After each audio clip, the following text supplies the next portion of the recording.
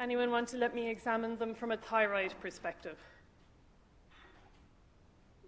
Don't all volunteer. Is it Hamid again? Oh, Hamid, you're very good. Thank you very much. And did you get a new friend who will take notes for you? Mohammed, you're going to take notes? That's a much easier job. He looks pained by the thought of having to write stuff. He's excellent, isn't he? There you go now. You're one of the most intelligent students. So he said if I have any questions to ask them to you directly and not to open them to the class. Yeah. Do you have palpitations now? No, you're okay. Okay, good. So we are going to do thyroid, and hopefully we might have time to do some acromegaly as well. So learning outcomes initially we're going to talk about, so at the end of the session you should be able to perform an examination to determine a patient's thyroid status. You should be able to perform an examination to assess for thyroid eye disease. You should be able to perform an examination of the thyroid gland. And hopefully we'll also be able to do acromegaly, and so at the end of that you should be able to examine a patient for features of acromegaly and for features of active disease. Okay? So we will start with thyroid disease. So hyperthyroidism, hypothyroidism both have lots of clinical features, lots of stable patients with those features. Equally, you can have a patient who has a thyroid gland swelling or goiter, and they can be euthyroid, have neither hypothyroidism or hyperthyroidism. And there are very many of those in the community, and so easy to find them to bring them into OSCEs. Okay? So you're only going to have 5 minutes doing this examination, so you're going to have to become pretty quick at identifying what the most high yield features are, because it's not going to be possible to examine for absolutely everything in that time. So talk me through, if you were asked to examine someone for their thyroid status, what would be the things that you think would be the most high yield? So we'll do a general inspection first, of course, and then we'll talk about the other things. So on general inspection, what kind of things would you expect to see? And remember, you won't have been told if this patient is hypo or hyper, so you'll have to be looking for features of both. Okay? So BMI is going to be a helpful one usually, isn't it? So if you have someone who is hyperthyroid, you would expect them to have a lower BMI and possible features of recent weight loss. Okay, so cachexia. So there might be, what? Temporalis wasting, buttock atrophy, maybe some skin, loose skin, depending on how bad they are. Right. You might see wasting of the muscles of the hands to some extent. And that's not just due to weight loss. What else happens? So you can get myopathy with either hypo or hyperthyroidism, right? Now, you may not see that from the end of the bed, and that's fine if you don't, but it's something to have sort of in your list to consider. So obviously then with hypothyroidism, you would expect recent weight gain. Now, that may not be obvious, because if someone has been thin and they've gained, several kilos in weight, they may still just have a normal BMI, right? So it's more likely that BMI will be helpful to you for hyperthyroid than hypothyroid. But obviously, if they do have an increased BMI, it's worth saying it. What else might you see from the end of the bed? Sorry? Tremor, absolutely. And so which do you see that with? Hyperthyroidism. Okay, so sympathetic overactivity, so they could have a tremor from the end of the bed. Resting tremor, yeah? What did you say? I can't hear you, I'm sorry. What about the clothes that they're wearing? Yeah, so heat intolerance is what we're thinking about, isn't it? So if a patient has heat intolerance, they may be wearing fewer clothes. What I would say is, in the OSCE, you guys have been in OSCEs before, the rooms tend to be oppressively warm because there's so many bodies moving around and there's a lot of sympathetic overactivity that's not related to thyroid disease. So generally the patients will be pretty much stripped off. So it may not help you, but it's worth mentioning as a relevant negative for sure. Okay, anything else that you might see from the end of the bed? What about if they are just wearing shorts or something? Would you look at their legs and arms for rashes, for example? So what about if you saw a rash on their legs? What's the common one that we know of? Or, well, not common, but characteristic. Pretibial myxedema. Do you see that with? Graves' disease. So it's a hyperthyroidism. So myxedema, the word myxedema is traditionally associated with hypothyroidism, but pretibial myxedema is the exception where the association is hyperthyroidism. And you will usually see this on the legs, sort of in between the knee and the ankles. And it's usually bilateral, and it's sort of erythematous and indurated looking. So it looks like the skin is a little bit hard and has kind of pressed in on the legs. A little bit like the champagne bottling that you see with peripheral vascular disease. Okay? If you Google it, you'll see lots of pictures of it. Okay? And this is only for those of you who really enjoy rashes, when I hope there's not many of you, because I cannot relate to you in any way, shape, or form. But erythema ab igni is sometimes seen in patients who have, who are intolerant to cold, and then what you see is that they sit beside heated things more often. And so the classic thing was the hypothyroid patient who was warming themselves by the fire, and they would get erythema ab igni. So AB and then IGNE, two separate words. And those of you who are Latin scholars can probably tell me that it means something related to heat or warmth, but I'm not sure. I've seen it, I think, once on a patient. I don't expect you to see it, but if you want to really wow the examiner and say, I see neither pretibial myxedema nor erythema ab igni, that would be a nice, slick thing to add in.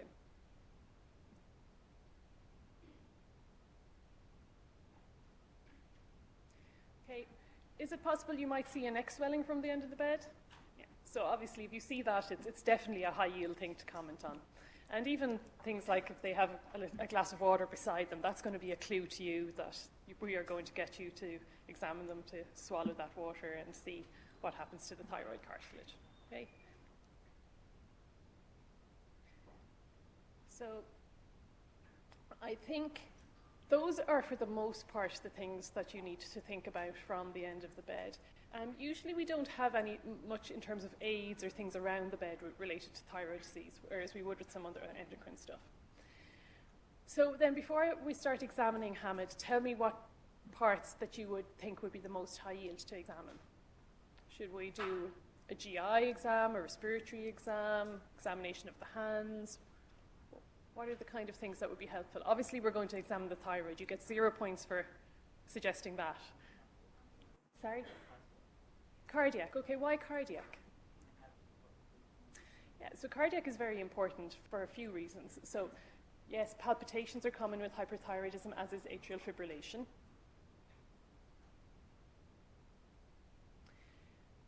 Hyperthyroidism is one of the causes of a hyperdynamic circulation.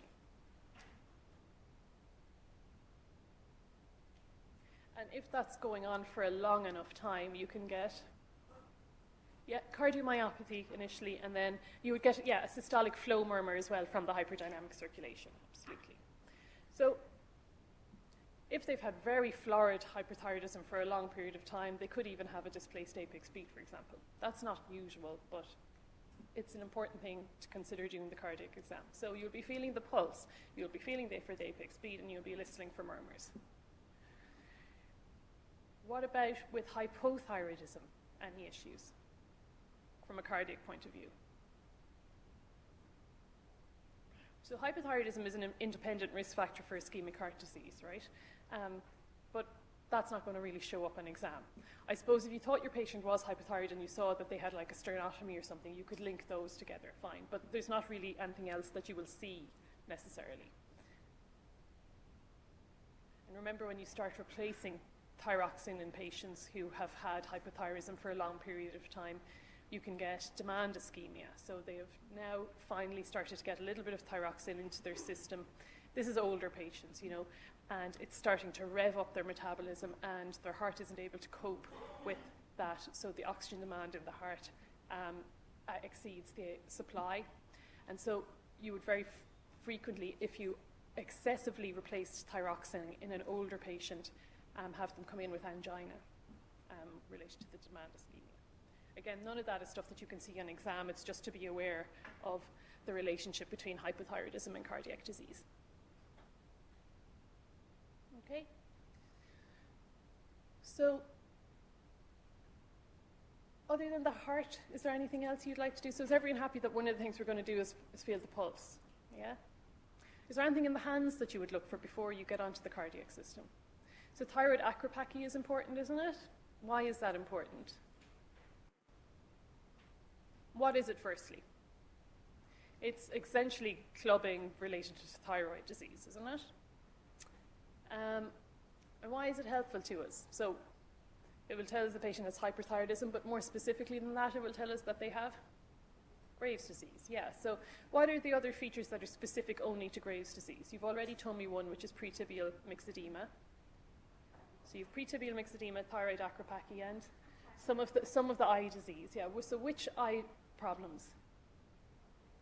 The exophthalmos. So whether you say exophthalmos or proptosis, fine. Proptosis, if you're being pedantic about it, means the protrusion of any part of the body, but it's used usually only when you're speaking about the eyes. So ophthalmologists would probably use exophthalmos because it's probably a little bit more accurate. And what else is, sorry? The ophthalmoplegia you can get with any thyroid eye disease. It's not all specific to Graves'.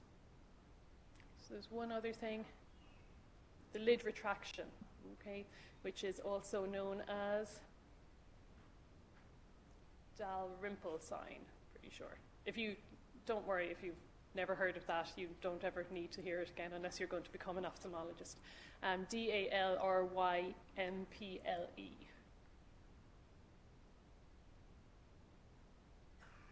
Okay. Maybe it's in your book, is it? You haven't learned off the book yet? I'm only messing. Please don't learn off the book. So, I'm not sure what actually the mechanism behind it is. We're going to talk in a moment about the eye disease in general, and I'll give you my thoughts on it. I don't necessarily have a full answer for you on it. Okay. So those are the ones that you would be specifically looking for Graves' disease. Okay, so it's a very short list. Pretibial myxedema, thyroid acropachy, and exophthalmos, and lid retraction. Okay, that's it. So is everyone happy that we would be looking at the hands for this thyroid acropachy? You can also see ankylolysis, which is sort of separation of the nail from the nail bed. That is not specific to Graves' disease, but it is to hyperthyroidism. Okay, so you won't get it in hypothyroidism. Then would you be happy that you'd feel along the hands just for this coarsening and drying of the skin that you can potentially get with hypothyroidism, and for the dilated veins and warm, clammy hands of hyperthyroidism? Yeah? Does that make sense to everyone? So we've done a general inspection, we've looked at the hands, we know we're going to do some cardiac stuff. Is there anything else that you would do at this point? Yeah, so if there is a tremor present stated, do you have to sort of try and bring out the tremor? You can if you want to get them to put their hands out and see if the tremor gets any worse. You're under a bit of time pressure, so and sometimes that doesn't help. So it's up to you whether you want to add that in or not. I would say then you would test for proximal myopathy because you get that in both hypo and hyperthyroidism. So how would you do that? So the easiest thing to do is to just get them to put their arms above their head for 15 seconds. I almost said 15 minutes there. So, and the average person should be able to do that with no problem. And what's the advantage of doing that rather than, say, getting them to squat or anything? Obviously, you'll save time, but the other thing is you can test for Pemberton sign at the same time, okay? And why is Pemberton sign useful for us here? If they have a goiter that has retrosternal extension, there could be compression of the SVC, couldn't there? So you could see that not when they put their arms up, maybe they are able to hold them up just fine and there's no evidence of proximal myopathy, but as they do, their face becomes suffused, red. They might say that they're finding it a bit more hard to breathe. And that would suggest that they have a Pemberton's positive sign related to retrosternal extension of a goiter. Does that make sense?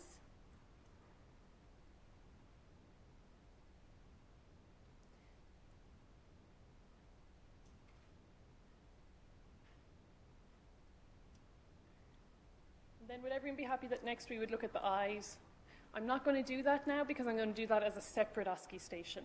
Okay? I think in the context of this exam, I'll explain to you, all I would expect you to look at, if they asked you about thyroid status, would be to do just a quick look at the eyes rather than formal testing. Okay? And when you're doing that quick look at the eyes, there's one thing you're looking for hypothyroidism, and there's a few things you're looking for hyper.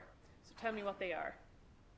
So for hypothyroidism, that's easy. It's just periorbital edema, yeah?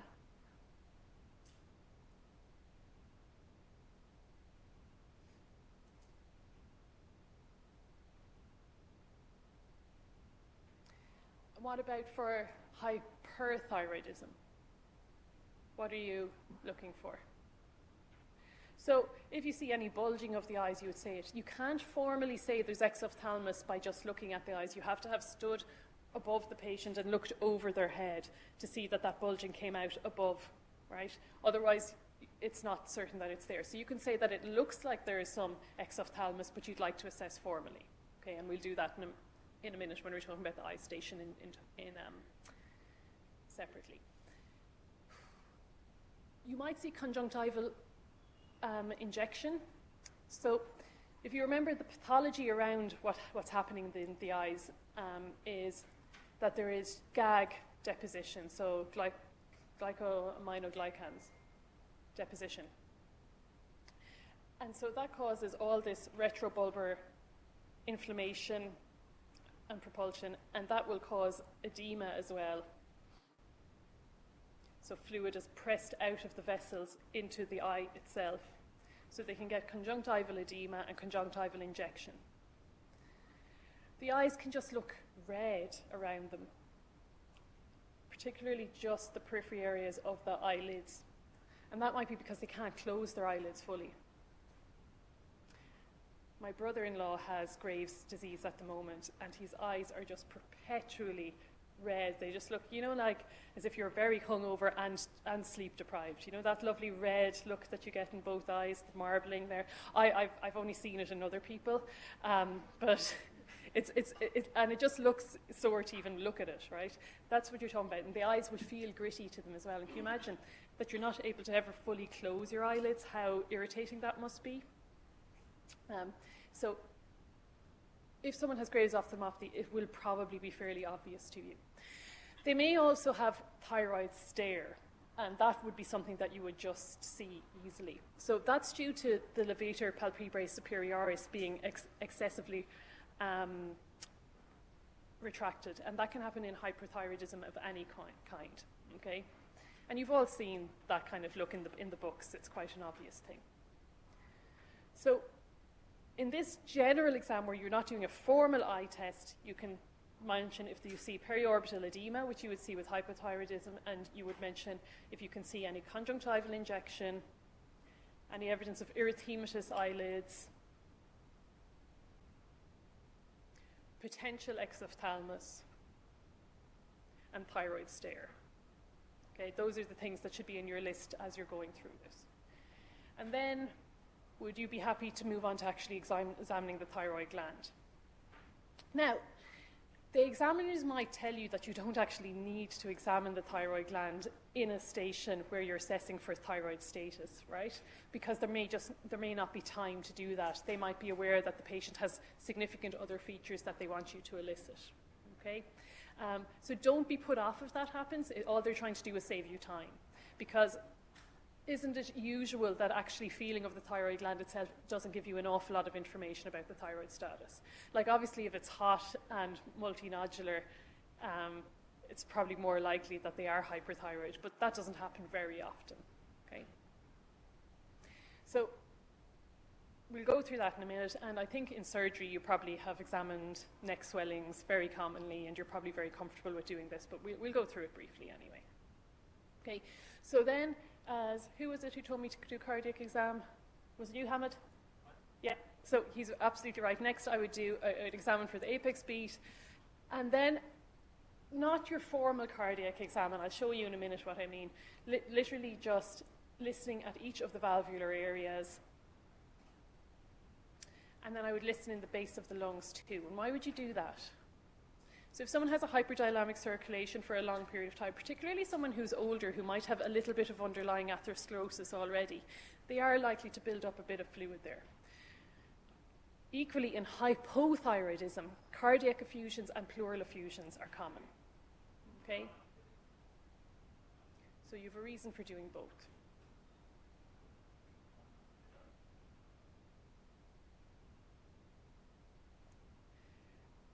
Then, abdominal exam, is there much there? So we know that they get GI features, right? They can get constipation versus in hypothyroidism, diarrhea or altered bowel habit in hyperthyroidism. From a gynecological point of view, menorrhagia and amenorrhea. But is there anything likely that we're going to find on abdominal exam in someone with thyroid disease? It's not high yield, right? So we're going to bypass that, and then we have Hamid sitting there, and is there anything else that might be worth looking at besides looking at his legs for rashes? Aren't reflexes important? Yeah? So what reflex abnormalities occur? Hyperreflexia in hyperthyroidism, hypo or absent reflexes in hypothyroidism. So I would end by doing just the knee reflexes. Okay? So I'm going to go through that now. What's your name? Yeah. Shari, you told me that yesterday. I'm sorry. Do you have your phone, Shari? Could you time me? Great. Okay, so you're going to give me 5 minutes, and my instruction is that I have to examine this patient for thyroid status. I'm just going to use this one for now if I can get it to work.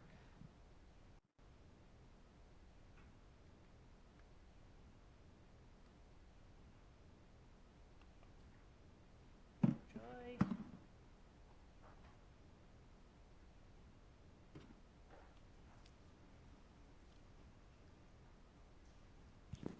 Okay, you can hear through that? Yeah, okay.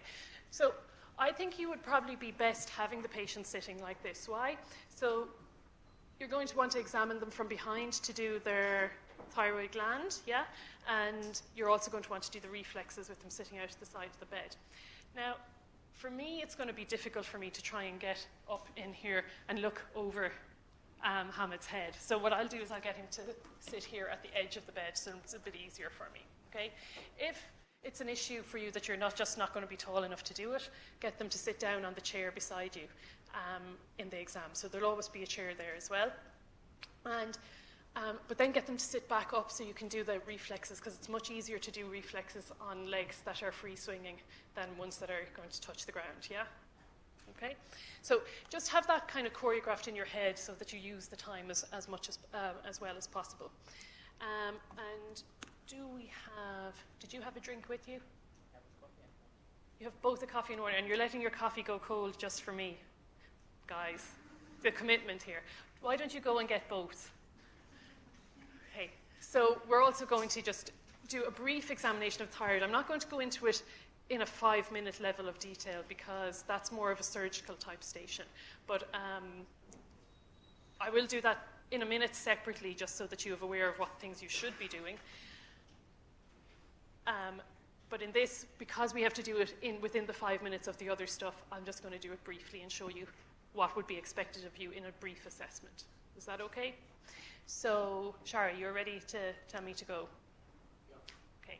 So, hi, Hamid. My name is Muirne. I'm one of the doctors here, and I've been asked to examine you. Is that okay? So I'll be talking to my examiner as well. I hope that doesn't bother you. And at some stage, I'm going to have to examine your neck. Is that all right? Do you have any pain in the neck specifically? Great. Okay. So from the end of the bed, Hamid is sitting at a 90-degree angle and looks well. He appears to have some recent weight loss with some temporalis wasting bilaterally. And I'd like to also assess for wasting of the small muscles of the hands. I don't see any scars on his neck, and he doesn't appear to have a tremor at the moment. I'm going to just take a quick look at the hands. Is that okay? And so there's some bilateral clubbing, which could be thyroid acropathy, and I can see some anecholysis, and there seems to be a soft tremor there at rest. He also has some guttering, some dorsal guttering in the hands there. I'm going to turn them over, and yes, there's some wasting of the thenar and hypothenar eminences as well, so significant with some recent weight loss and potential myopathy as well. I'm just going to feel the pulse there. You can rest your arm down again.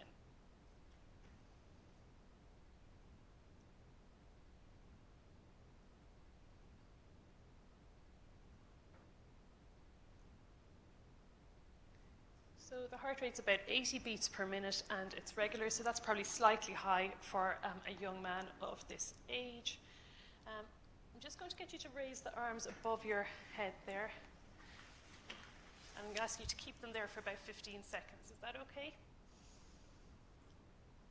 And just while he's doing that, I note that there is no erythema ab igni or pretibial myxedema on the legs. And there does not appear to be any proximal myopathy, nor is there any fusion or injection of the face significant for Pemberton's sign. Okay, that's fine, you can leave them down. Do you mind taking off your glasses for a second for me, please?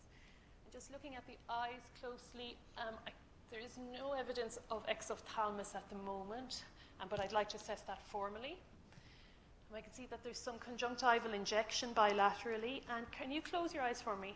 He's able to close his eyes fully, so there's no failure of apposition. Okay, and there is no erythema around the eyes. That's fine. Okay, I'm going to examine the neck now. Is that all right? Any pain in the neck? Okay. Do you have your coffee there? Do you want to take a sip of that coffee for me first, please, and hold it in your mouth? It's hot. Okay. Okay, and then swallow. Okay, and I see the thyroid cartilage is moving bilaterally upwards with swallowing, which is normal. And can you stick out your tongue for me? Okay, no evidence of thyroglossal cyst. Okay, I'm just going to get you to hold that if you don't mind. Thanks. All right, so just feeling the cricoid cartilage, and then below, on one side, and then on the other side. And there doesn't appear to be any obvious swelling at the moment there. But if there was, I'd imagine it's about 3 or 4 centimeters in length, and about 1 centimeter round, and slightly asymmetrical, not warm. And if I were doing a complete exam, I would also percuss and auscultate it, but I'm going to leave that for the moment. So I'm going to get you to sit up on the bed now for me, if that's okay, Hamid. Do you want your glasses? And I'm going to feel for the apex beat, which I would normally do from the other side, but just for the sake of the video, I will do here. And that's the most infralateral point at which the heart can be palpated. And that's there. And being me, I forgot to bring my stethoscope once again, but I see there's one out there. Could I borrow that one, please? Thank you. Does she know? It's okay, I'm allowed.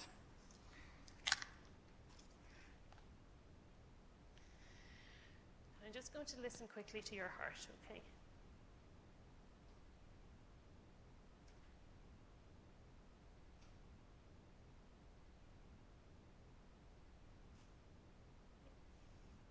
Can you sit forward there for me? Yeah, that's great. And take deep breaths in and out.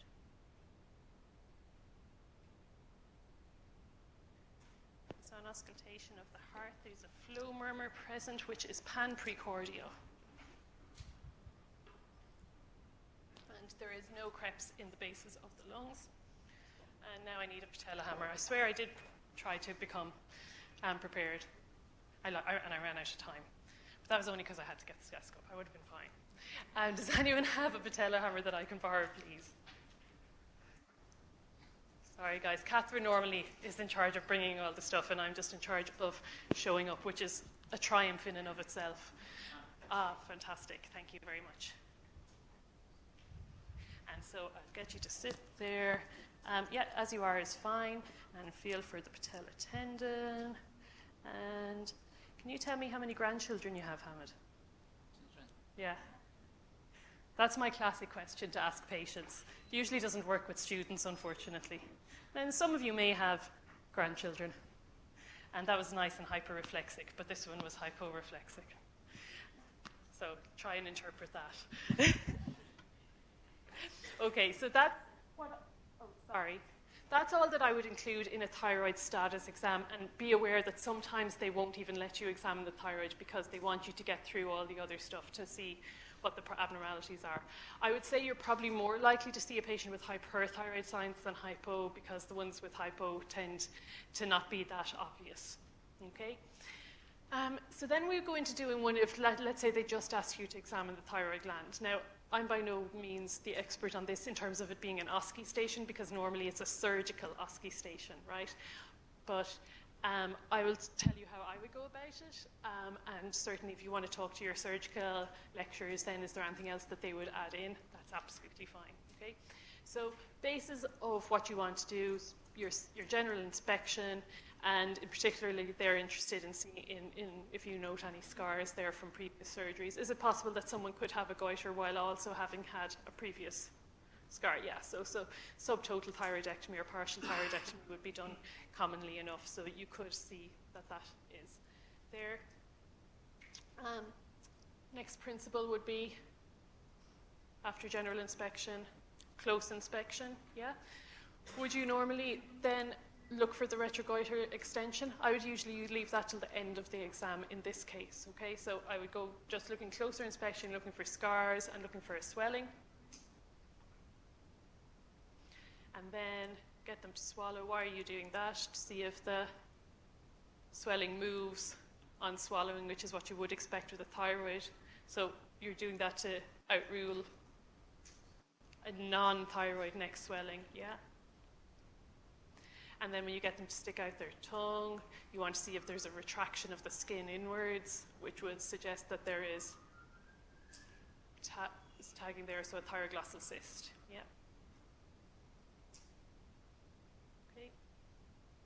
And then, so that's all your inspection stuff. Then you're going to move on to palpation, and usually they say to use your index finger and your middle finger on each side to try to identify the cricoid cartilage first, then move below it and start to feel the gland's pulp, and feel it on one side initially with this hand resting, and then feel it on the other side with that hand resting. Yeah, and then you describe it, site size, symmetry, shape.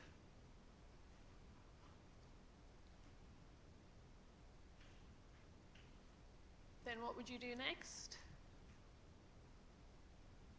So if you're thinking about why someone has a swelling of their thyroid gland, it could be that they have a hyperthyroid situation, so Graves' disease, or a toxic nodule,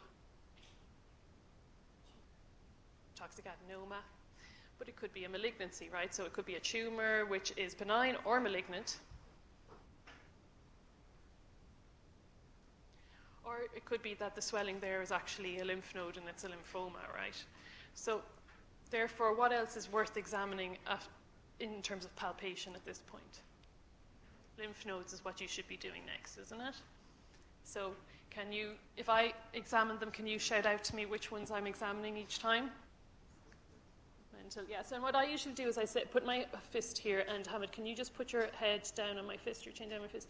And when you put the patient into that position, you're just more likely to feel them because their SCM isn't as tense, so it's just easier.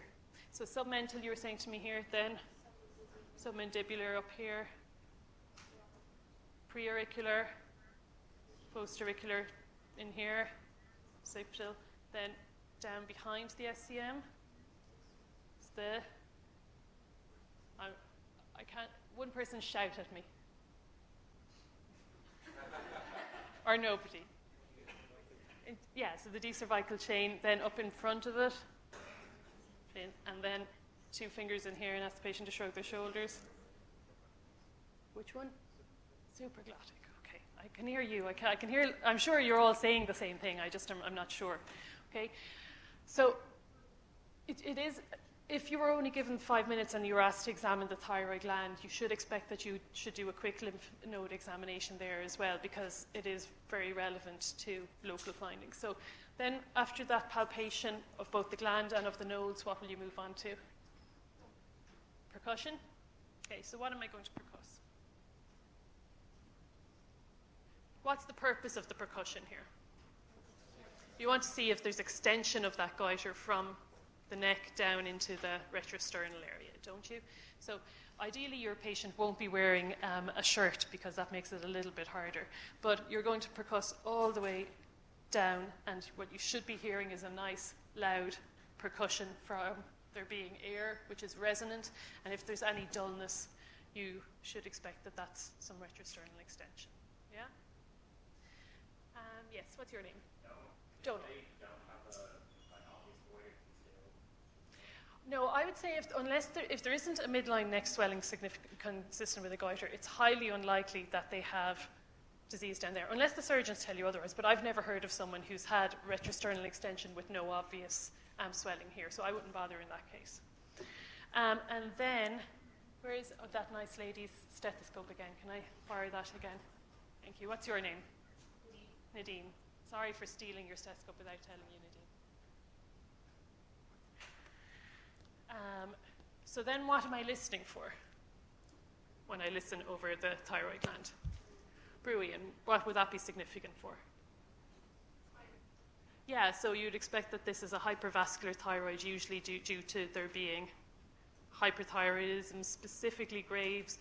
Can you get it with a toxic nodule? You could, yeah, you could, if it was big enough.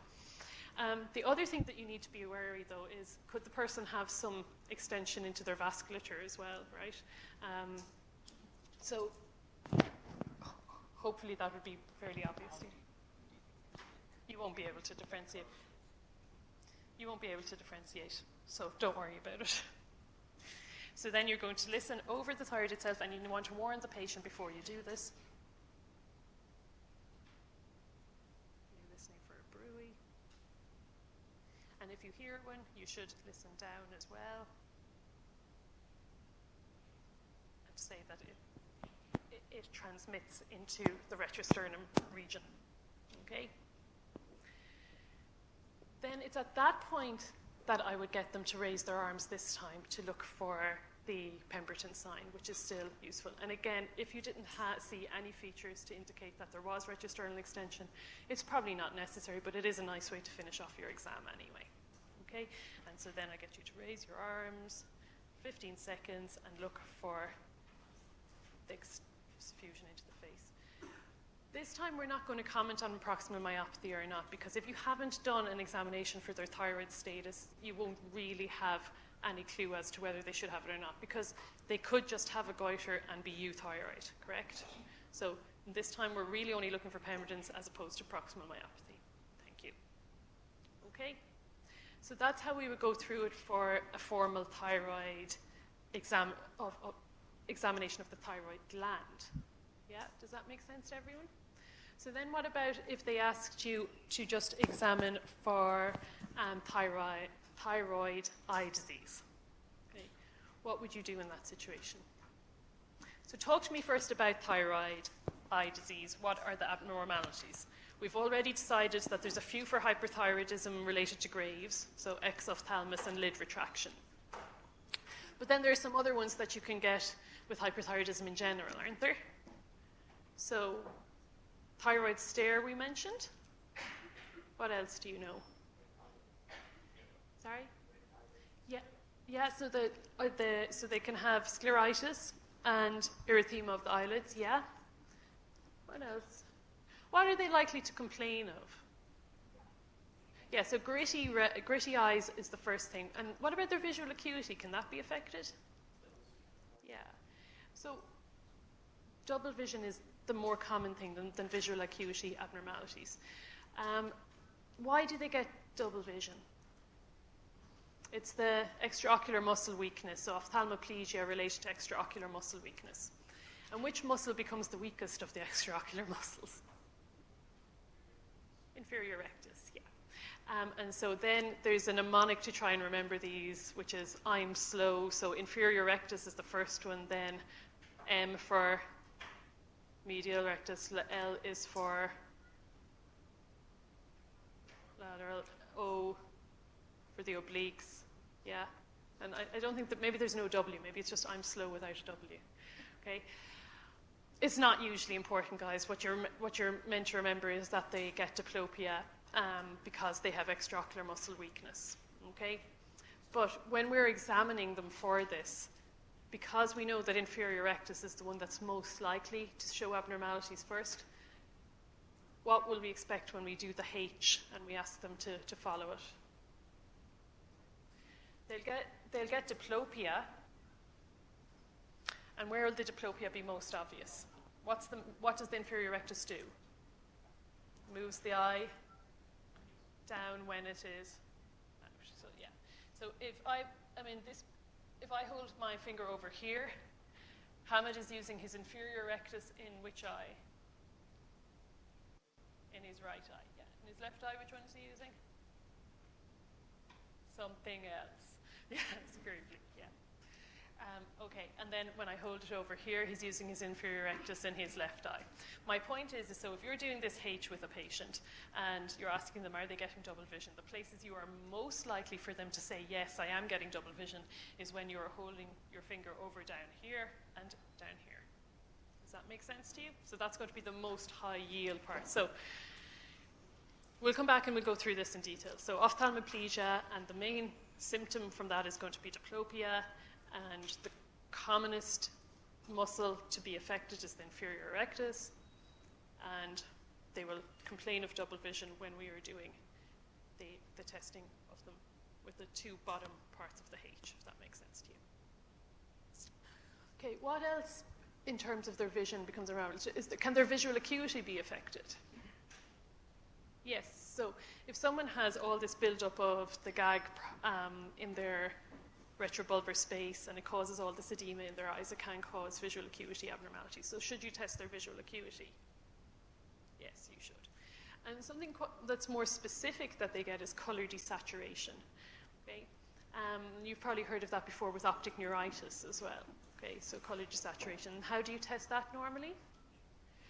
We use the red pin, okay, and so red top pin. If any of you have read Tally and O'Connor cover to cover, there's this line in it about a red top pin being part of the essential kit of the knowledgeable neurologist or something like that. I have never carried a red top pin in my life with me, but then no one would ever confuse me with Prof. Healy, I think, in terms of my neurology knowledge.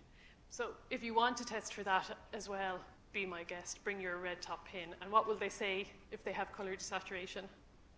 That it looks pink or washed out as opposed to red. Okay.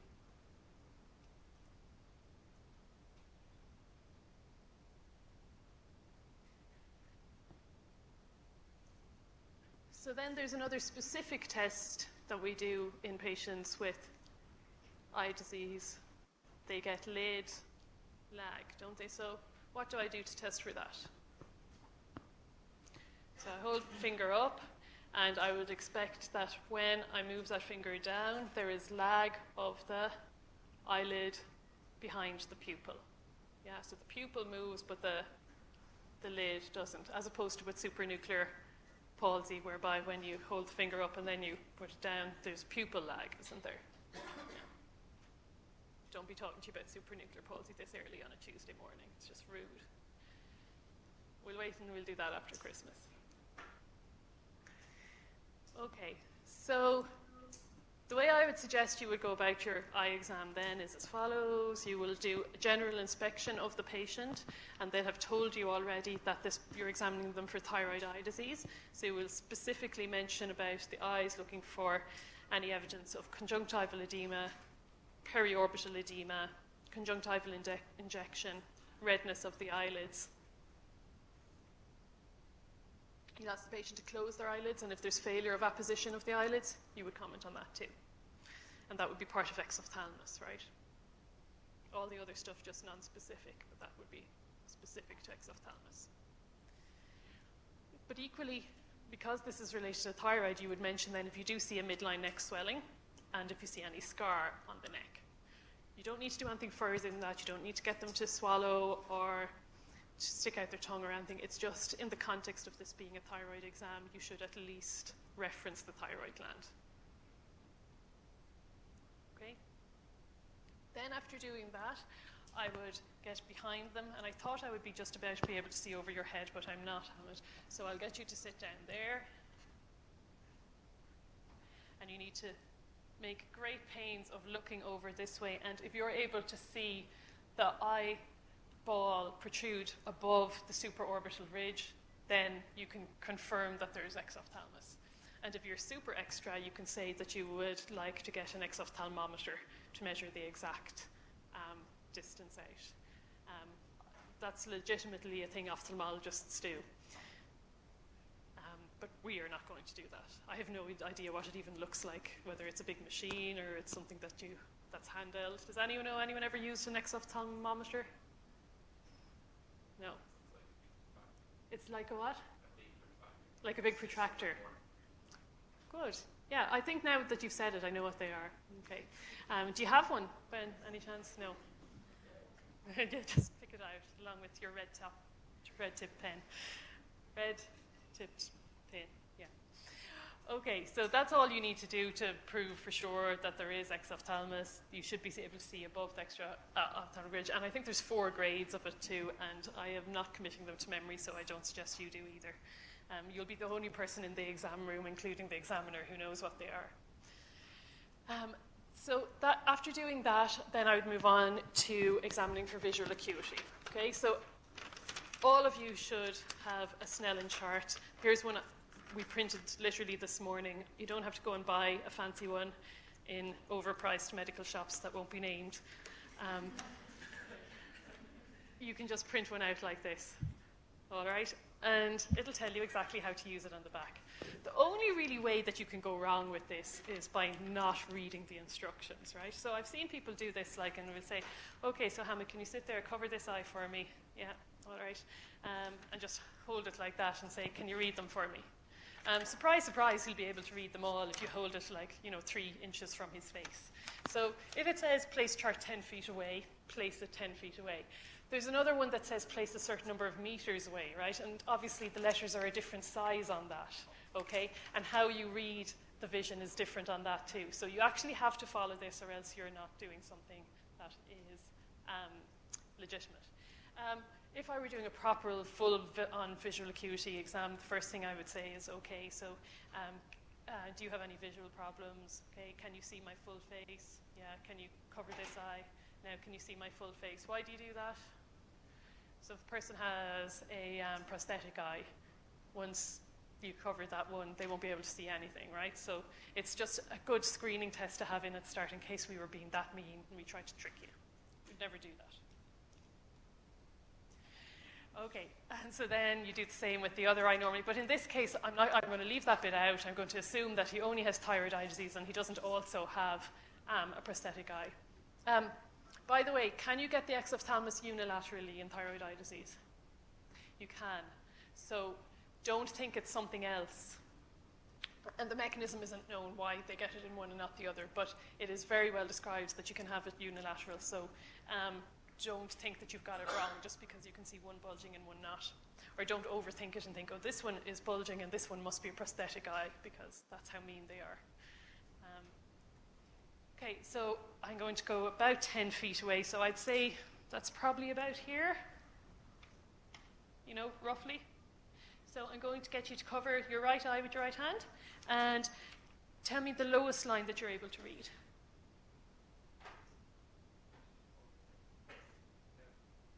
This one up?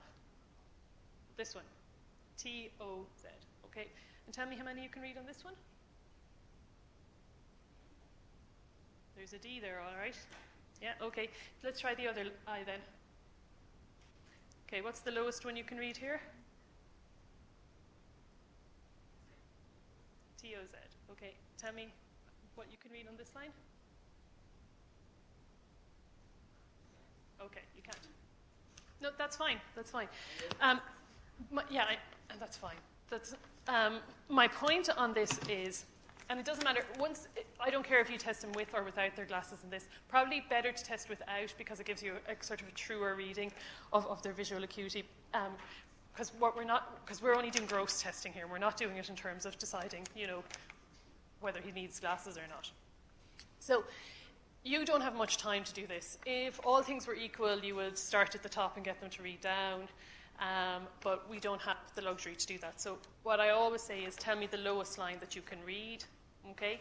So, or if they don't follow that instruction, ask, can you read this line? They say, no, can you read this line? Can you read this line? Can you read this line? Yeah? And then once you get to the line that they can read, check it. Then go to the line below that, because remember, you only have to get half of them right to be considered to have that level of vision. So he said TOZ he could read in total. If he had been able to get 2 on this line, I could have said that this was his level of vision in that eye, which would have been 6320, whereas on this one he is 8020. Okay?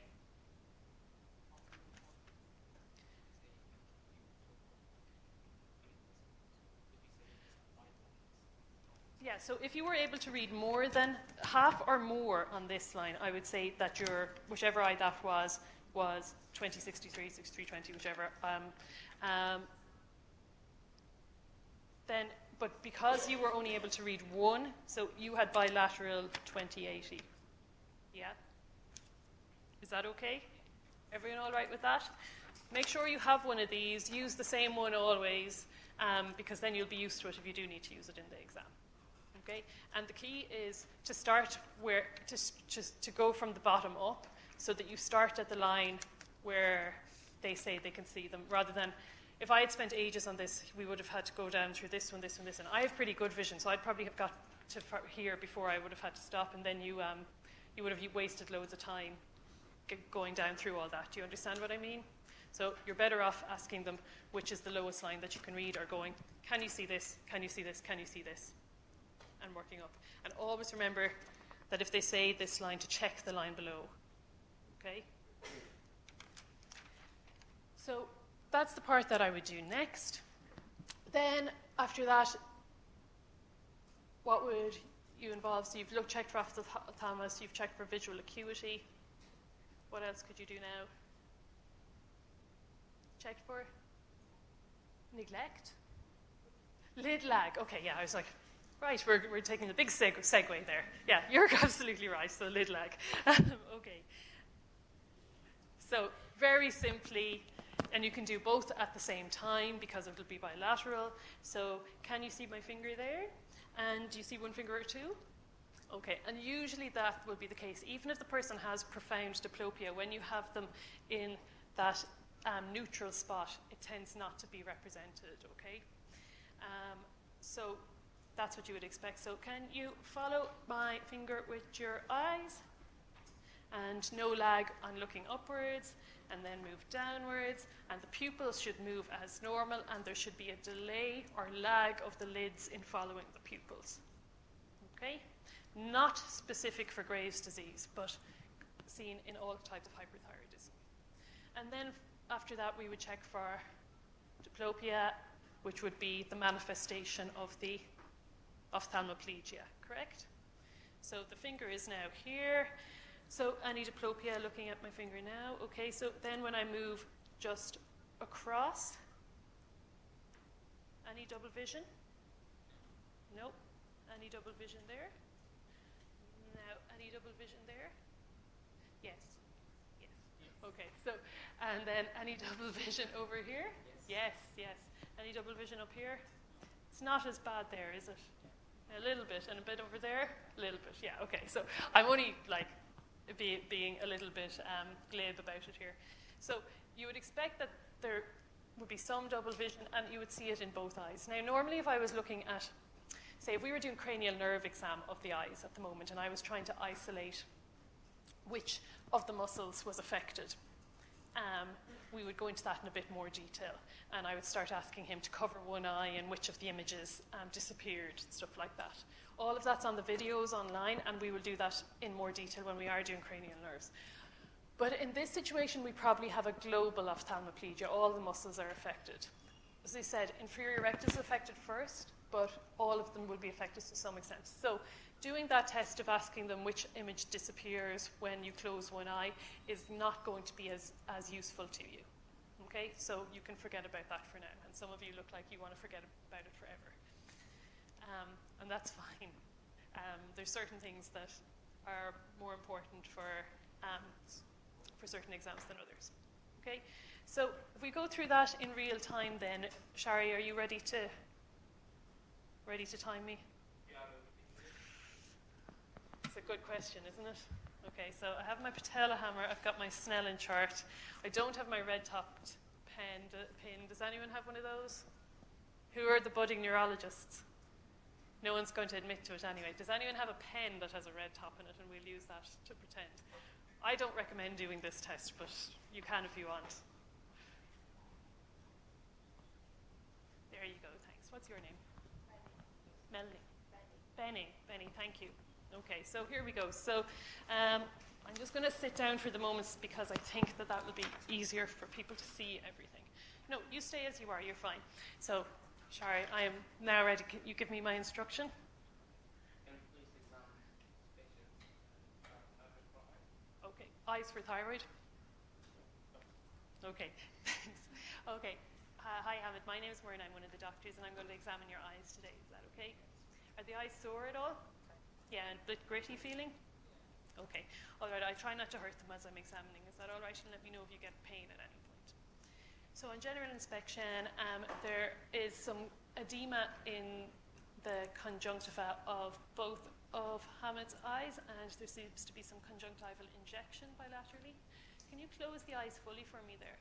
And there is no failure of apposition of the lids, which is good. There does seem to be some protrusion of the eyes, but I'll examine formally for exophthalmos in a second. Of note, there is a midline neck swelling that's consistent with goiter, and there is no scars consistent with previous thyroidectomy. Okay, so you can open the eyes now, and I know you normally wear glasses, but I'm just going to test your vision without the glasses today. Is that okay? All right. Before that, I'm going to take a quick look over your head, and I can see that there is bilateral protrusion of the eyeballs outside the supraorbital ridge, and that's consistent with exophthalmos. Okay, so I have this sheet here that has letters on it, and you've probably seen one of these before. I'm going to just go stand over there, and I'm going to ask you to read some of these for me. Is that all right? Firstly, can I get you to cover your right eye, and can you see my whole face? And now can you cover your left eye instead? Again, can you see my whole face? Great, okay. So I'm going to just stand over here and ask you, are you able to cover your right eye with your right hand? Can you read any of those lines? Okay, so this one. Okay, can you read that backwards for me? Okay, and then on the line below that, can you read any of the letters? There's a D, okay, nothing else. And a T, okay. So can you change now to the other eye, please? Okay, and can you read any of those lines down here? This one, this one, this one, this one, this one? No, this one? Can you read that forwards for me? Okay, and can you read any of them on this line for me? None on that line, okay. So the right eye, you could read 20, 80, and also in the left eye, because you only got one correct on that line. All right. So I also have this pen here. Can you tell me what color do you think the top of that is? It's pink. Yeah, very good. Done. Yeah, I know. I know you can see it. It's okay. We're all right.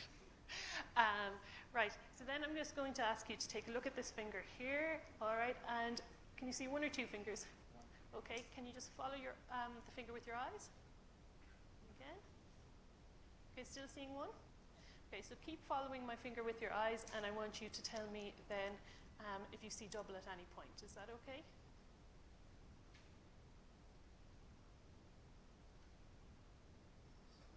Yeah. See double down there. Bit, but not as bad. Okay, and then this one, it's bad, but it's not as bad as down there. Okay, so looks like there's some double vision there as well. Yeah, is that okay? How much time do we have left? 1 minute. 1 minute. Okay, so I have loads of time left. So anything else that I've forgotten there? We did lid lag. Anything else? Okay, so then I'm just going to chat leisurely presenting my case. So this is Hamid, who has kindly come to the exam today. On examination of his eyes, he has conjunctival injection and evidence of edema, which are significant for hyperthyroidism. He also has some features specific to Graves' disease. He has exophthalmos bilaterally. However, there's no failure of apposition of the eyelids. And he has some decreased visual acuity. However, he does wear glasses, so this may have been a pre-existing. And his visual acuity is a 20/80 bilaterally. He also has colour desaturation and evidence of some lid lag. There is also diplopia in almost all eye movements, but particularly in the movements that are controlled by inferior rectus. There is also some evidence of thyroid stare. I'd like to further examine him by doing an assessment of his thyroid gland and his thyroid status. Thank you very much.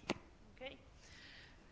So hopefully that's one that you should be able to do in the exam as well. Graves' ophthalmopathy is by far and away the most common one that we see, and they have such florid signs that it's quite easy to elicit them in the examination.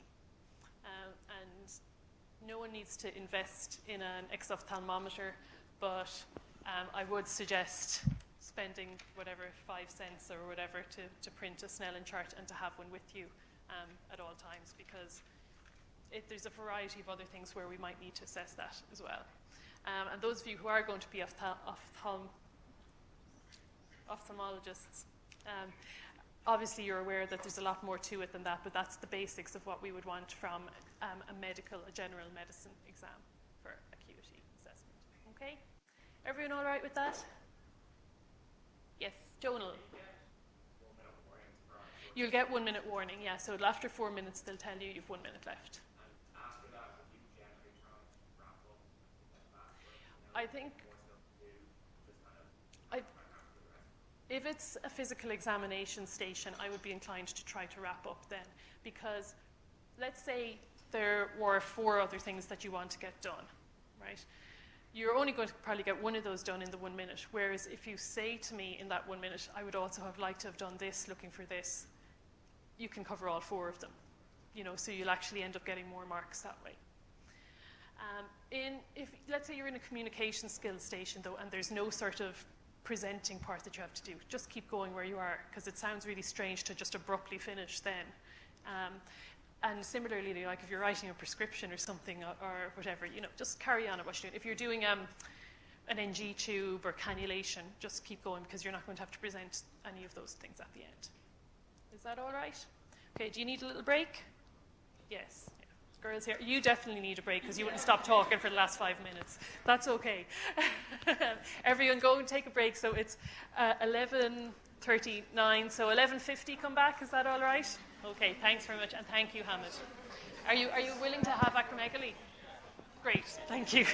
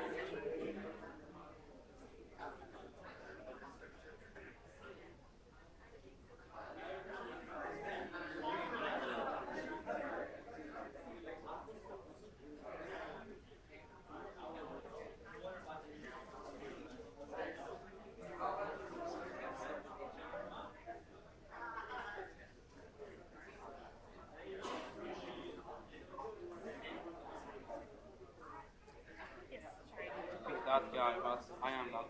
That's okay. This is the surgical book. Yes. I know it. Full disclosure, I trust you more than I trust the book. It has a lot of mistakes in it.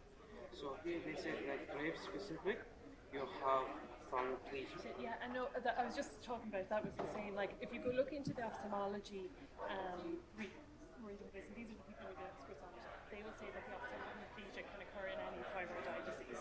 So if you're in an exam, it wouldn't be an MCQ question, but if you were in an exam and you had to talk about it, you say classically it's described as this.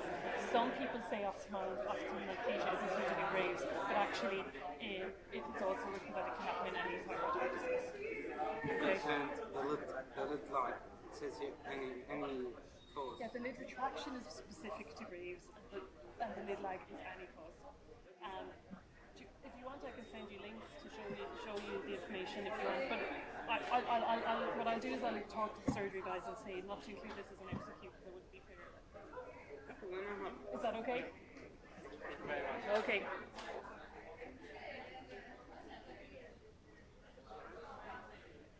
Yes. So what's the difference between the lag and the retraction? So lid retraction is usually graves, lid lag in any hypothyroidism. The lag is Yeah, so lid retraction is where... inspection. Yeah, exactly. Okay. Thank you very much. Okay, no worries.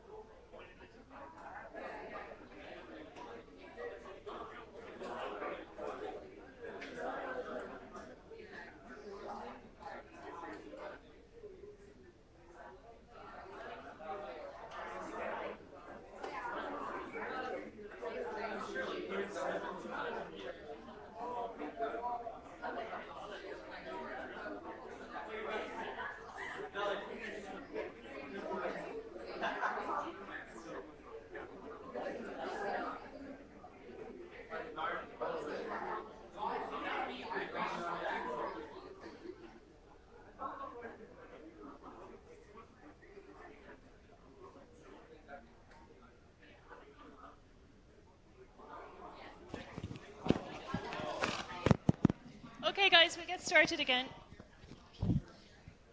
So luckily we do have time to go through acromegaly as well, which is great. And Hamid said he would kindly help me. I'm sure he'll be back in a minute.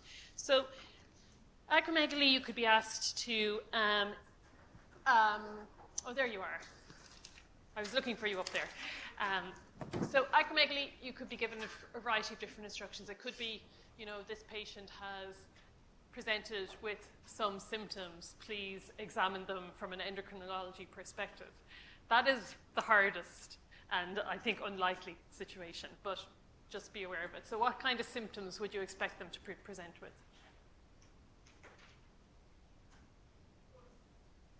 Yeah, like most patients don't really go to the doctors about the appearance issues because they happen so slowly. You know, most patients probably have acromegaly for about 10 years before they actually present anywhere. So and it's only in retrospect that they look at photos of themselves then and they see that the changes have happened. So what are the symptoms that tend to bother them? Tiredness. Why do they get tired, Sherry? Why do they get tired? So very specific. So if I said this person says they're tired all the time and their partner says that they snore, you'd be just like, welcome to my life. Because everyone snores, right? Yeah, obstructive sleep apnea is what you're getting at, right? So obstructive sleep apnea is definitely one of the reasons why they present, and they do present then with tiredness and particularly morning or daytime somnolence. And there might be a situation where they have symptoms of like falling asleep without intending to, falling asleep like in the middle of talking to people, that kind of thing. So that's definitely one of the things, tiredness related to OSA. What else? Headache tends to be another of the presenting features.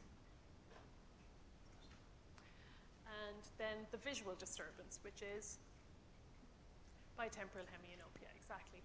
And that's an interesting one. So, you know, I had a patient once who presented with that, and guess what the scenario was.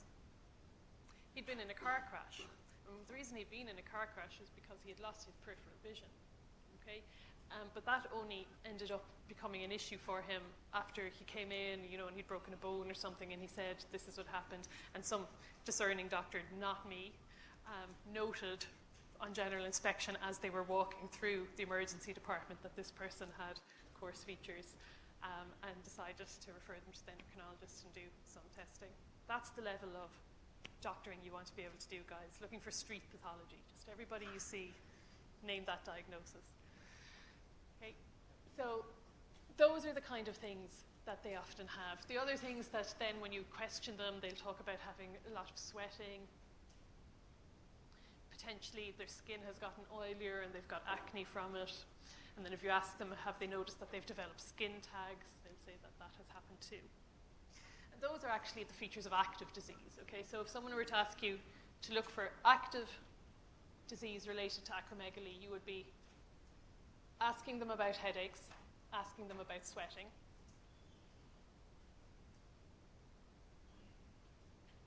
And then examining them for skin tags,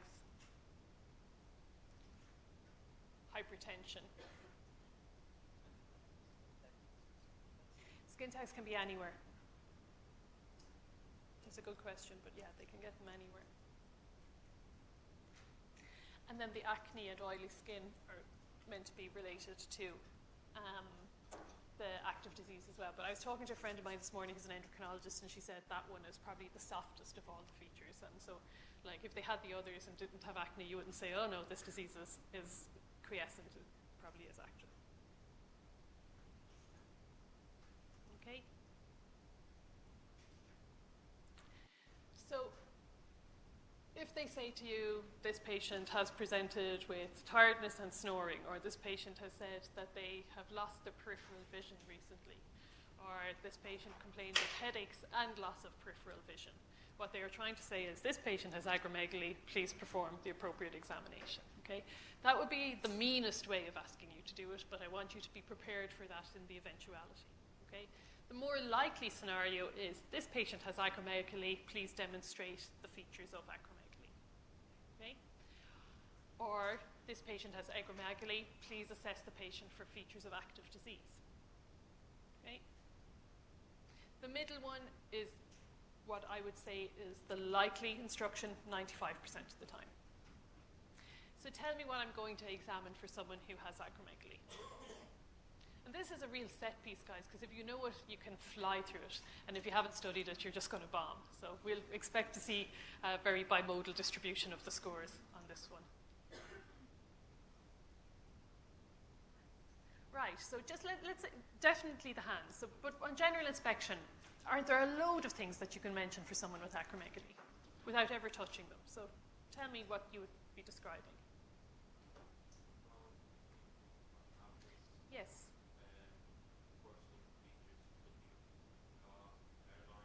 Absolutely. Okay, we're going to go slower now because everyone's furiously trying to write.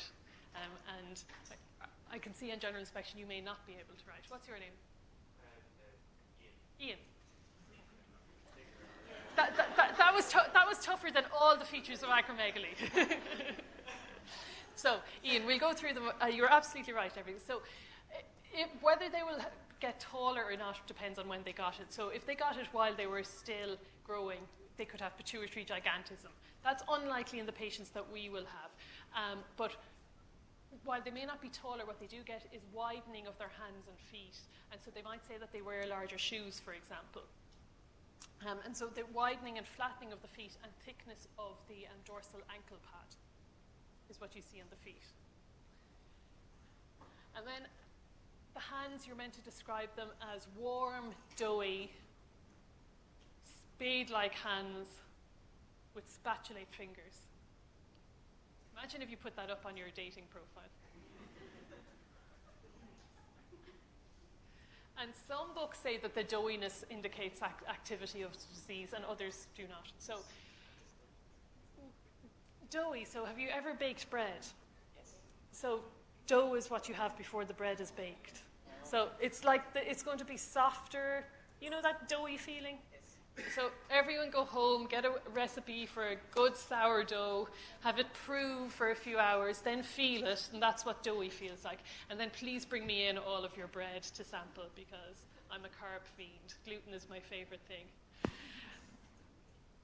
So we'll go through that again. So warm, doughy, spade-like hands with spatulate fingers, as in like a spatula.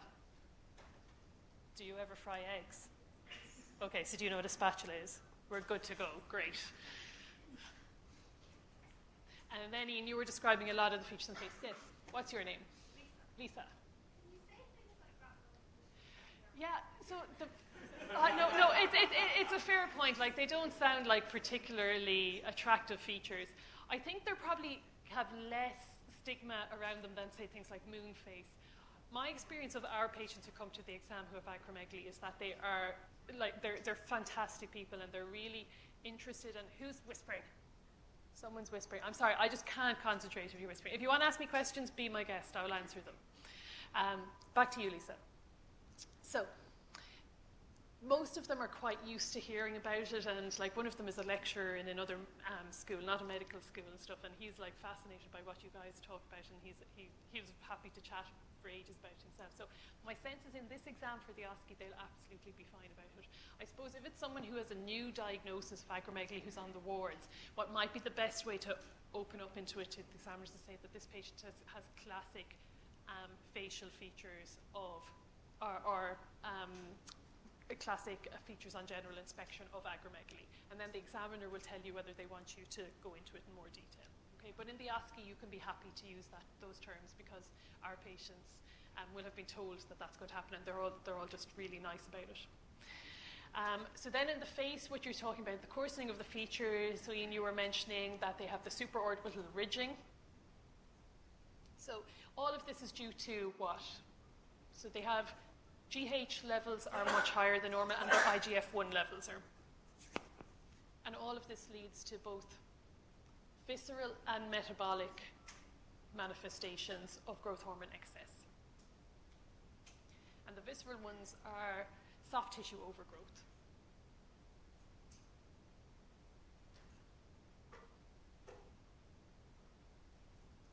Yeah, so they have GH excess, so growth hormone excess, and IGF-1 excess, and therefore they get both visceral and metabolic abnormalities related to those problems. And the ones that we see in their facial features, for example, in their arms, are due to the soft tissue overgrowth from the GH excess. Okay? So there would be supraorbital ridging, and then prognatism, and they might, and if you ask them to put their teeth together, you might see an obvious underbite. Widening of the nasal bridge.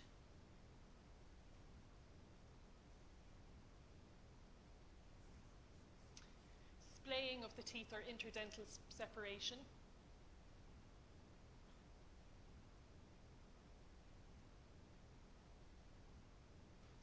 Macroglossia.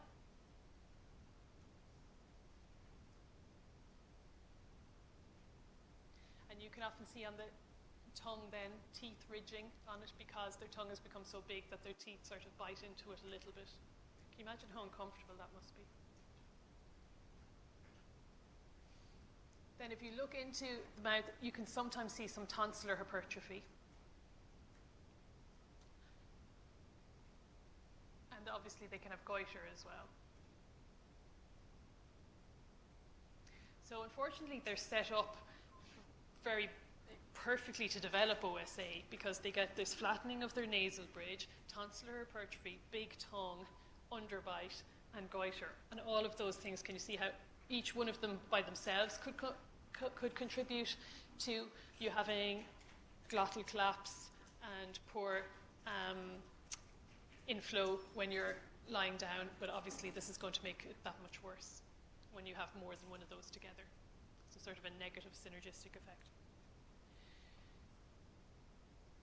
Okay, so all of that, almost all of that stuff you can see just on general inspection, because just getting them to put their teeth together, show you their teeth, stick out their tongue, you can do without ever touching them, right? Okay, so loads of stuff that you can just do then. You could also ask them at that point, noticed that their shoe size has increased? Okay. Where would you go next then? What would you want to do? What are the other key features of acromegaly that you'd want to examine for? So cardiac stuff is important. Why is that? Yeah, so they can get cardiac hypertrophy. So again, it's the growth hormone excess tends to be the main problem. And they get cardiac hypertrophy and they also get arrhythmias. In fact, the commonest cause of death in patients related to acromegaly is cardiac. The second thing is the growth hormone causes them to get quite severe hypertension. So you've got two different mechanisms for the cardiomyopathy here. You've got hypertensive cardiomyopathy, and then you've got the growth hormone effect itself on the heart. Okay? So both of those are going to lead to ventricular hypertrophy and then cardiomyopathy, so dilatation eventually. So tell me what I'm going to be looking for then when I examine the heart. Apex B should be displaced, yeah? Listening then. So if we've got a dilated ventricle, what will happen to the cusps in that? Is it possible that they will no longer be able to meet? So couldn't you get murmurs? So what murmurs would you expect? Mitral regurg and tricuspid regurg. Yeah. But obviously the one that's most likely that you'll hear is mitral regurg. In more recent studies, I'd say it's about 10 years ago now, but I'm not fully sure, they've shown that the incidence of aortic regurgitation is actually much higher in patients with acromegaly than in the normal population as well. Mechanism of that is unclear. So, reason I'm telling you that is, would it be worth adding in your dynamic maneuvers if you heard a diastolic murmur? It would. If you didn't hear a diastolic murmur, you can leave it out and just say, I didn't note a diastolic murmur, but I was specifically listening for aortic regurgitation.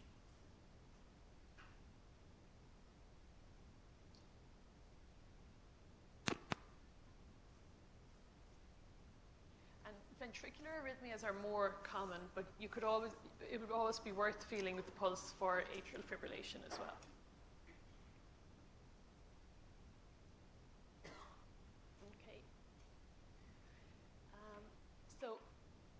Hypertension and cardiac stuff, really, really important. The most common causes of morbidity and mortality in acromegaly. So what else would you want to examine? It would be reasonable if you wanted, for example, if there was a goiter there, to examine it from behind, as we did earlier on. Okay? And this goiter will be there not because of thyroid abnormalities, but because of soft tissue overgrowth as a result of the growth hormone excess. So anything else then that's important to examine, guys? Why? You're not wrong. Yeah, well, more so because of the dilated cardiomyopathy, okay? So JVP won't rise with hypertension, but it will if you've got heart failure. So it would be a reasonable thing to look at. Would I do a formal assessment of a JVP? Absolutely not. I would just put them sitting there, and if I noted it on inspection when I was doing the cardiac exam, I would just mention it, because you don't have time. So other things that they get is large joint arthritis, right? That's really common in patients with acromegaly. So what I would do is look at the hands first of all and look for any evidence of arthritis there, particularly around the wrist. And then do a quick look at the other joints, not necessarily to see if there is, you're not going to have time to examine the knees bilaterally, the hips bilaterally, etc. But what you can do is do a general eyeballing to see, does there look like there's any evidence of swelling or scars, because a lot of them will have had hip replacements and knee replacements. While you're in the hands, you should examine for the doughiness that we talked about if you have not done that already.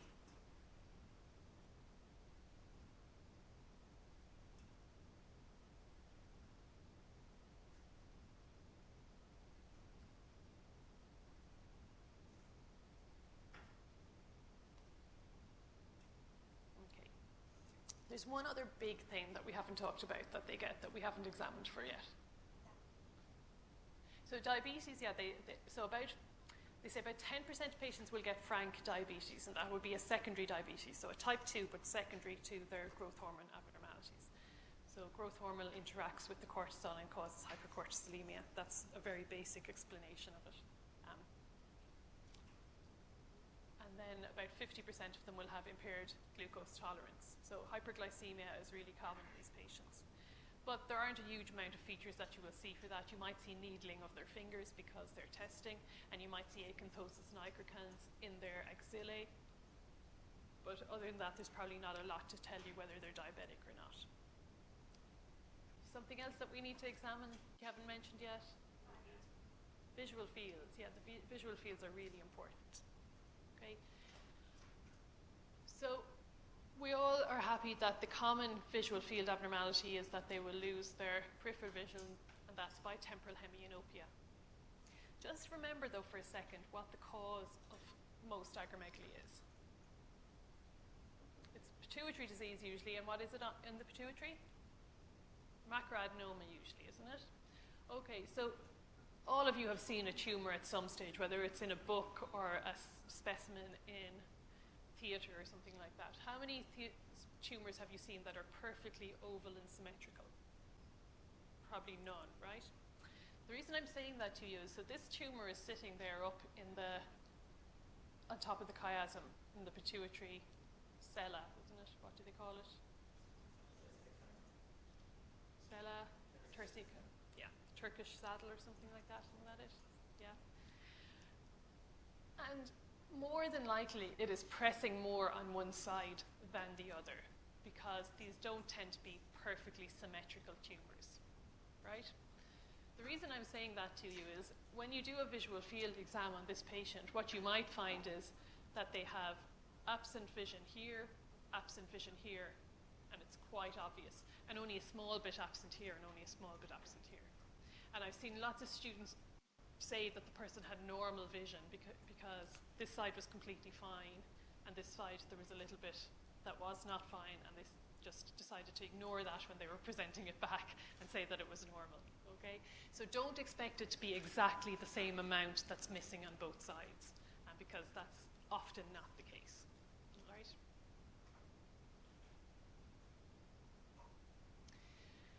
So then, now that we've identified that they have had a that we know where the abnormality is, and often the treatment of that is going to be surgical resection, isn't it?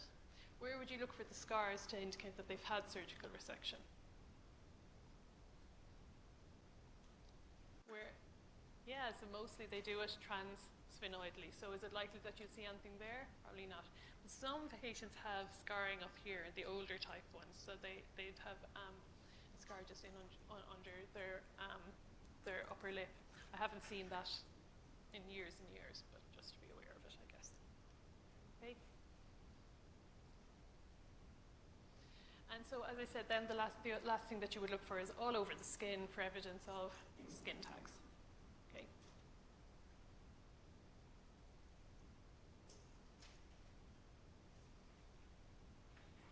So we'll go through that now, if that's okay. Shari, you're ready to give me some instructions?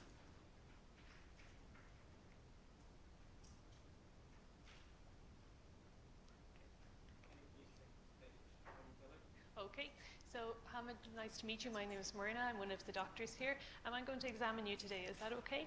All right. So are you in any pain at the moment?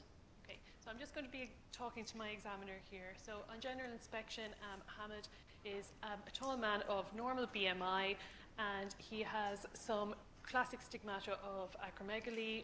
For example, he has supraorbital ridging and a flattened nasal bridge with what looks to be prognatism. Can I get you to put your teeth together for me like this? Right. Okay, and there is evidence of an underbite there and some interdental separation. And can you show me your tongue, please? And there is some macroglossia and evidence of ridging on the tongue. Okay, that's fine.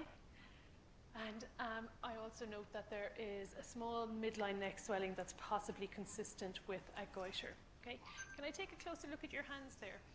So I notice that they are warm and they are slightly doughy, which might indicate active disease, and they're a little bit oily, and they are spatulate fingers and spade-like hands. Okay, I notice there seems to be a little bit of arthritis at the wrist also. Is that sore at all?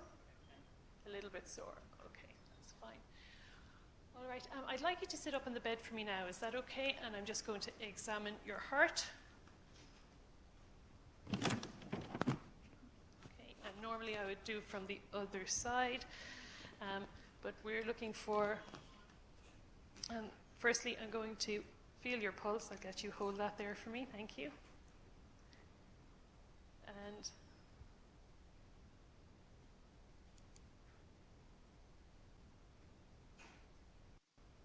the heart rate is about 80 beats per minute, and it's regular, no evidence of atrial fibrillation. And then just feeling for the apex beat.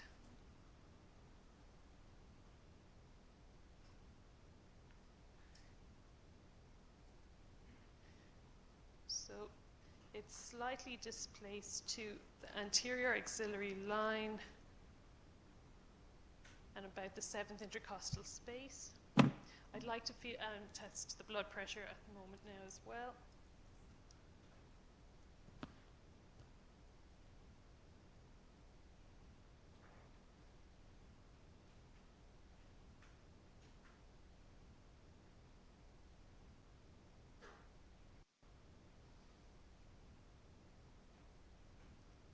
Deep breath out.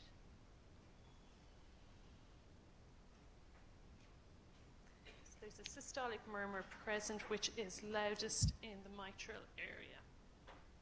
Okay, we'll just let you sit up now, and I'm just going to feel that goiter briefly. So it feels like it's a thyroid swelling. And it's about 5 centimeters long. And it's not warm over it at the moment. Okay, it's fine. And can you sit down here for me now again, please? And I'll get you to face me completely. So move this chair in and try and get your knees to touch my knees. Okay. So can you cover this eye with this hand, please? Okay. And can you see my fingers now? Okay, keep looking at my nose. How many fingers? 2. Now? Now? Okay. And now? Okay, so this must be the side that's completely normal. Yeah, yeah. Okay. You keep your hand over there. Now, any fingers? Okay, and now? Okay, now I'll get you to change. Okay. Now, can you see anything there? No, nothing at all. Nothing here? Here? What can you see? How many fingers? Okay.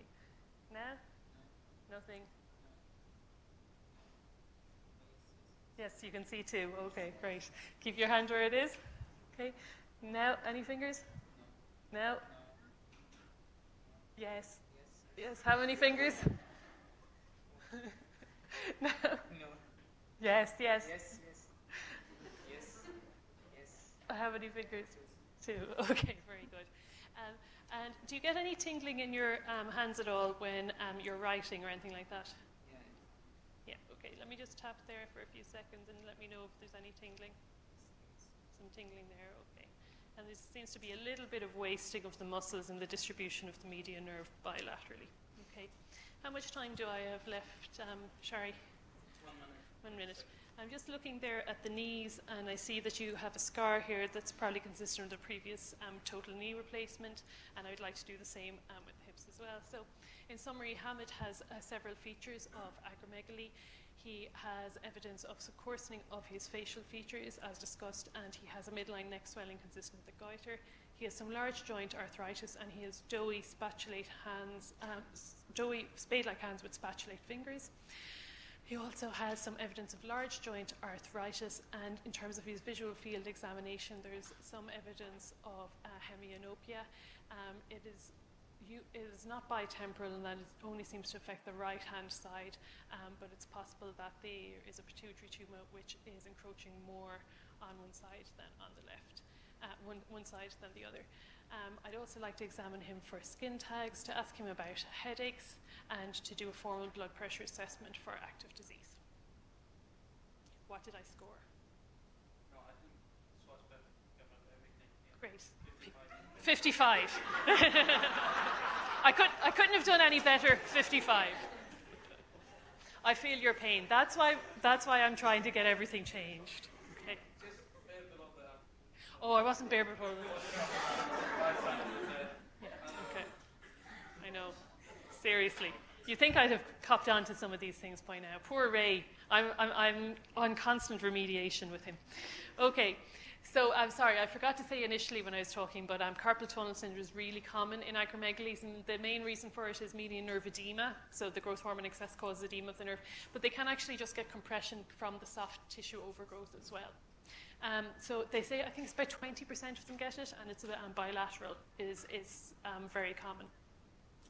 So I just did the Tinel's test there. You could do Phelan's test for it. You can do the wrist.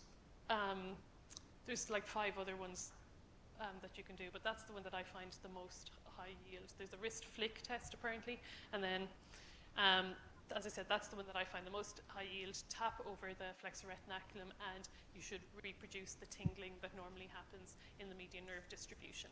Equally, you might see that they have scars there because they've had a decompression surgery done previously. Okay. I think it's unlikely for you to be asked just to demonstrate the features of active disease, because if we think about that, what can you actually do? You can't demonstrate that a patient has headache on physical exam, can you? Okay. If they have oily, acneic skin, all you have to do is mention it once. It doesn't really take you very long to do that.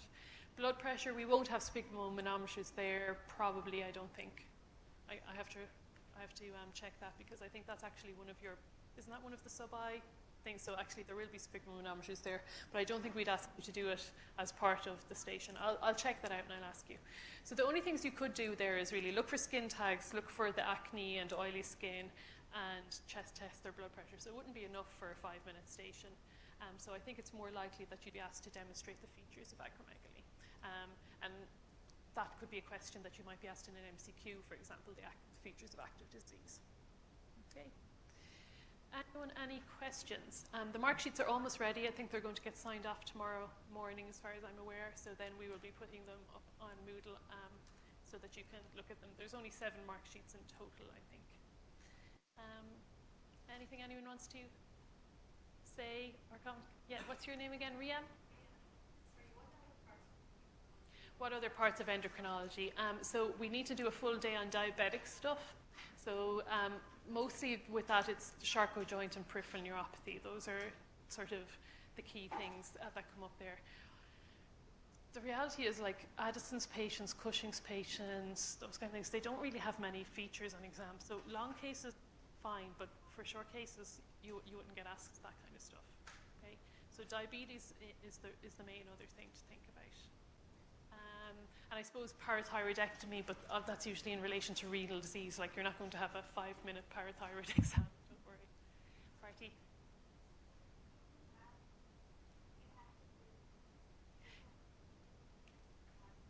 No, so that's a good point. If they have inactive disease, it does not mean necessarily they have surgery. Most of them, it will mean that they've had surgery.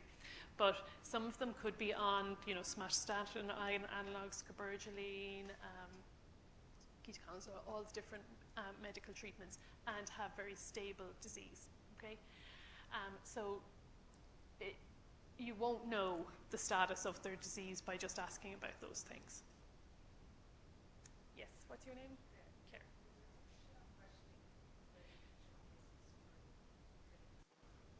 No, so in the previous years there would have been. So if you ask any of your friends who've done the exam prior to this, there were 7.5 minutes for each station then. And they were given 6 minutes for examining and then 1.5 minutes for questioning. But there is no scope for that now. So it'll really just be doing the examination and presenting it. But now, we could ask you as many questions as we want if it's a long case, within 10 minutes. Obviously, can't keep you all day. Any other questions? Okay, thank you very much again to Hamid and to Shari. And I'll do my best to improve on my 55 for next week. Okay, and the feedback and the practice. Thanks very much, everyone.